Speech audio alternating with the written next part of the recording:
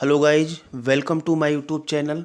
आज यहाँ पर हम एसएससी सीजीएल का जो एग्ज़ाम आपका 1 दिसंबर से होने वाला है उसके बारे में चर्चा करेंगे।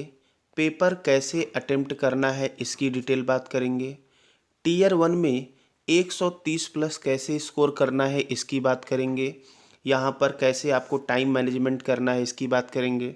और क्या आपको तुक्का लगाना चाहिए या नहीं लगाना चाहिए, तो लगाने का सही तरीका क्या होगा, इसकी भी हम यहाँ पर डिटेल चर्चा करने वाले हैं। ठीक है, तो आइए आगे बात करते हैं। देखिए, यहाँ पर सबसे पहले हमने लिखा how to attempt SSC CGL 2022 pre tier 1 का।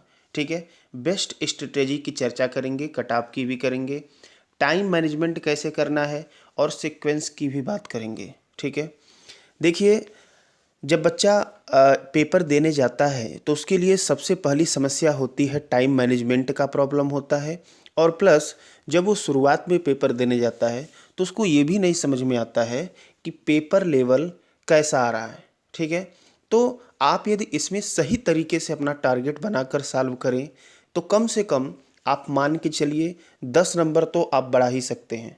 और हमारे द्वारा बताए गए बेस्ट स्ट्रेटेजी को यदि आप फॉलो करते हैं तो फिर आपको 10 नंबर बढ़ाने से कोई रोक नहीं सकता है। ठीक है, और एग्जामिनेशन हॉल में यदि आप जाते हैं तो जो हम यहाँ पर आपको टारगेट बता रहे हैं इसको पूरा ध्यान से सुने और इसको अपने माइंड में बिठा कर ही जाएं और अपना एक स्कोर करके ही जाएं। ठीक है, तो चलिए सबसे पहले हम बात करते हैं यहाँ पर कैसे आपको अटेम्प्ट करना है। देखिए, टाइमिंग और सीक्वेंस की बात कर रहे हैं। जैसा कि आप सभी को मालूम है कि जीके जीएस के 25 क्वेश्चन, इंग्लिश के 25 क्वेश्चन, रीजनिंग के 25 क्वेश्चन, मैथ के 25 क्वेश्चन आएंगे। ठीक है, और आपके पास टाइमिंग है 1 घंटे की, अर्थात 60 मिनट की टाइमिंग है। तो देखिए, आपको क्या होता है, सबसे पहले यहाँ पर क्या करना है, सबसे पहले आपको मैनेज करना है जीके और जीएस को, इसको अटेम्प्ट करना है। और जीके जीएस 25 क्वेश्चन होते हैं, इसमें कोई टाइम नहीं लगता है। यदि आपको आता है तो ठीक है, नहीं आता है तो कोई बात नहीं। तो यहाँ पर जीके जीएस को पहली बार में जो आपसे सेलेक्टेड क्वेश्चन होंगे, जो डूएबल होंगे, जो आसानी से आपसे लगेंगे, या 25 के 25 आप जो है उसमें सॉल्व कर सकते हैं। ठीक है, अब इसमें क्या होता है, क्योंकि टाइम कम है तो यहाँ पर कोई भी ऐसा बच्चा नहीं होता है कि जिसको 100% आता ही है। तो चूँकि 1/4 जो है माइनस मार्किंग है, तो आप यहाँ पर जो नहीं आता है 25 के 25 अटेम्प्ट कर सकते हैं, कुछ तुक्का भी मार सकते हैं। ठीक है, चलिए उसकी बात अभी बाद में करेंगे। इंग्लिश को उसके बाद देना है। देखिए, यहाँ पर होता क्या है, जब आप जीके जीएस 5 मिनट में सॉल्व कर लेंगे तो आपका एक जो मनोवैज्ञानिक दबाव होता है दिमाग पे वो कम हो जाएगा। आपको ये लगेगा अभी हमारे केवल 5 मिनट जो है वेस्ट हुए हैं, और मतलब वेस्ट नहीं कहेंगे, 5 ही मिनट केवल खर्च हुए हैं और एक सेक्शन हमारा कंप्लीट हो चुका है। अभी भी हमारे पास 3 सेक्शन बचे हुए हैं। इसके बाद आप पहुंचेंगे सेक्शन नंबर 2 इंग्लिश पर।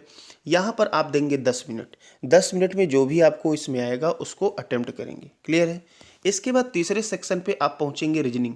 रीजनिंग देखिए, एक ऐसा सेक्शन होता है कि यहाँ पर हम जो है पूरे के पूरे क्वेश्चन 100% एक्यूरेसी के साथ अटेंड कर सकते हैं। तो रीजनिंग को आपको देना है 20 मिनट टाइमिंग देना है। ठीक है, तो आप रीजनिंग को 20 मिनट टाइमिंग दें, और मैथ को यहाँ पर हमने लिखा है 25 मिनट टाइमिंग। तो यहाँ पर आपको करना क्या है, अब यहाँ पर 20 मिनट टाइमिंग पहली बार में नहीं देना है, मतलब ओवरऑल आपको देना है। यहाँ पर आपको क्या करना है कि जितना क्वेश्चन पहले आपसे बन रहा है उसको आप लगा लें, जो आपको लग रहा है कि इसमें टाइम टेकिंग है उसको आप छोड़ दें। फिर मैथ में भी पहुँचे अगले सेक्शन में, वही काम करें। और अंत में आपको क्या करना है, जो क्वेश्चन आपको लग रहा है कि टाइम टेकन है उसको मार्क और रिव्यू कर दें। ठीक है, आप जानते हैं ऑनलाइन एग्जाम देते होंगे, ये मार्क कर दिए हैं, बाद में इसको पुनः चेक करेंगे।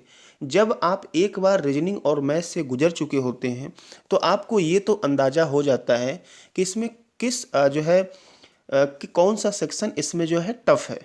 तो अब उस कंडीशन में लास्ट के जो आपके पास 5 से 10 मिनट बचेंगे उसमें आपको देखना है, यदि रीजनिंग वाला टफ है तो आप मैथ वाले को अटेम्प्ट कर लीजिए, यदि मैथ वाला टफ है तो रीजनिंग को अटेम्प्ट कर लीजिए। ठीक है, एक बार देखने से क्या होता है, आपको पेपर का लेवल क्लियर हो जाता है। ठीक है, तो इस तरह से यदि आप सॉल्व करेंगे तो आप एक बेहतर नतीजे पे पहुंचेंगे और बड़ा ही शानदार आप स्कोर कर सकते हैं। ठीक है, और आपको ऐसा ईगो बिल्कुल भी नहीं लाना है कि ये क्वेश्चन हमको आता है या मैथ हमारा बड़ा स्ट्रांग है तो इसमें ये क्वेश्चन लग क्यों नहीं रहा, ये बिल्कुल भी नहीं होना चाहिए। और किसी भी क्वेश्चन में आपको ज़्यादा टाइम नहीं देना है, ठीक है। तो इसको बिल्कुल आसानी से उसको जो है आपको सॉल्व करना है। और ये मान के चलिए यदि आप ये लेवल फॉलो करते हैं तो आपका जो है टियर 1 फाइनल होने से कोई रोक नहीं सकता है, ठीक है। इतना इतना आपको टाइमिंग देना है। अब स्कोर आपको क्या करना है ये भी देख लीजिए। सेलेक्टेड कैंडिडेट 2022 में 2 लाख से 3 लाख बच्चों को सेलेक्ट किया जाएगा और ये सीजीएल के इतिहास का सबसे बड़ा जो है सिलेक्शन पॉइंट होगा। यहाँ पर कट ऑफ की बात कर दें तो आपको जनरल यदि है तो 110 से 120, क्योंकि बड़े पैमाने पे वैकेंसी है। ओबीसी 100 से 105, ईडब्ल्यूएस ये सारा कट ऑफ है, आप देख लीजिए, ये ऑलरेडी भी हम चर्चा कर चुके हैं, ठीक है। अब यदि आप बिगनर्स हो तो आप जो है यदि इस स्ट्रेटेजी को फॉलो करते हैं तो आप अपना बेस्ट देकर आएंगे और एग्ज़ाम में आप जब पहुँचें तो आपके अंदर एक कॉन्फिडेंस लेवल रखना चाहिए कि सब लोग क्या होता है ना, एग्ज़ाम जब पहुँचते हैं तो वहाँ पर बार बार ये सोचते हैं कि इसका एंड रिजल्ट क्या होगा, ठीक है, फाइनल रिजल्ट क्या होगा। ये सब आपको बिल्कुल भी नहीं सोचना है। आपको पूरे उमंग के साथ, जोश के साथ जाना है आपको पेपर देने। और एक काम आपको अवश्य करना है कि लेटेस्ट पैटर्न सीपीयू और स्टोनो का जो एग्ज़ाम हुआ है उसको जो है ज़रूर जो है देख कर जाना है आपको। और वहाँ पर हमने रीजनिंग का भी आज ही जो है सीपीयू और स्टोनो के जो है लेटेस्ट पैटर्न क्या चलते हैं उसको हमने डाल दिया है। इस वीडियो के एंड में भी लगा देंगे, आप लोग देख लीजिएगा। अब एक बात और आती है, देखिए माइनस मार्किंग है तो तुक्का की बात थोड़ा सा कर लेते हैं।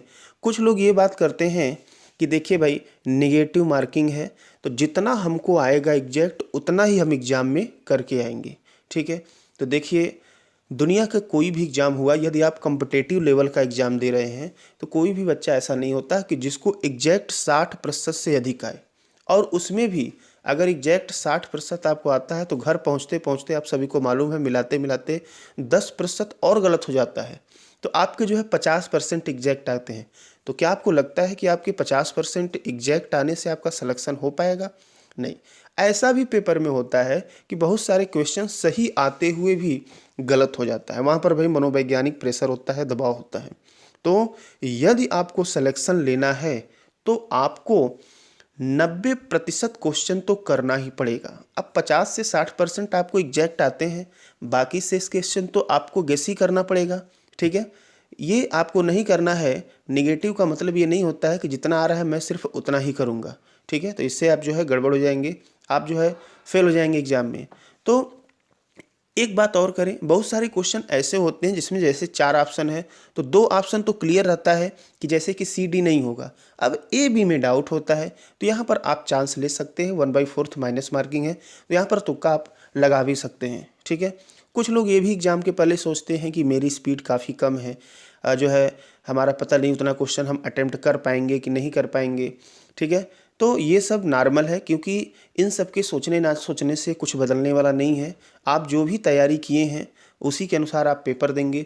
लेकिन यदि आप रिजल्ट के बारे में न सोचकर एग्ज़ाम में पहुंचने पर जो हमने आपको स्ट्रेटेजी बताया है इस पे यदि आप फोकस करेंगे तो हमारी गारंटी है कि आप 10 से 20 नंबर और आगे पहुंच जाएंगे, ठीक है। आपको ये सोचना है कि पहले हमको सेक्शन कौन सा अटेम्प्ट करना है। आपको एग्ज़ाम में ये सोचना है कि इस सेक्शन में कितना टाइम देना है। आपको एग्ज़ाम में ये सोचना है कि इसमें कौन सा क्वेश्चन जो है हाई लेवल का है उसको छोड़कर मार्क रिव्यू आगे करके बढ़ना है। ये सारी चीज़ें यदि आप सोचते हैं, आप थोड़ा भी मेहनत किए हुए हैं तो आपको सिलेक्शन लेने से कोई नहीं रोक सकता है। यदि आपको हमारी बातें कुछ समझ में आई हों, अच्छी लगी हों, तो अपने सभी दोस्तों के साथ शेयर करें और एंड स्क्रीन पर जो है रीजनिंग का वीडियो हम लगा देंगे, ठीक है। धन्यवाद।